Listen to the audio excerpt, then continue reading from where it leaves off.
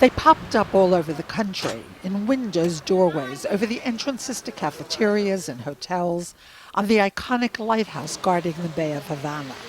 Yellow ribbons for the Five. For Cubans, they are five heroes serving long prison terms in the United States for spying. We want the world to know that the Cuban people as a whole is waiting for their sons, which are been in prison for 15 years for defending the country. It's a normal thing. Any people would defend their sons when they are in prison for protecting the country, for protecting their own people against terrorism. Rene Gonzalez, a Cuban intelligence agent who spent nearly 23 years in the U.S., 13 of them in prison, is the only one of the so-called Cuban Five to have completed his prison sentence and who the United States allowed to return to the island last May.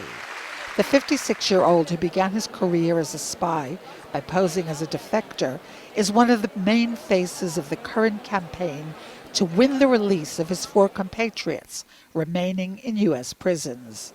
President Raul Castro made a rare public appearance at a Wednesday evening concert to throw his weight behind the demand for Washington to release the remaining four Cuban agents. The issue, from Havana's point of view, is a major sticking point in U.S.-Cuba relations, and one they insist has not received an adequate hearing in the United States. This was a long trial which dealt with terrorism, dealt with espionage.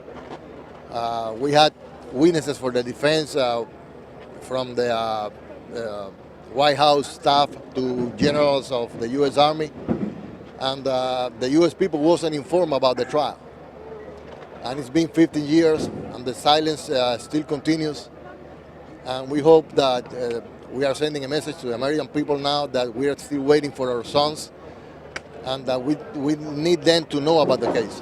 Gonzalez and the Cuban government believe the five were railroaded and unjustly sentenced for spying, when all they were trying to do was prevent bombings and other acts of terrorism against the island.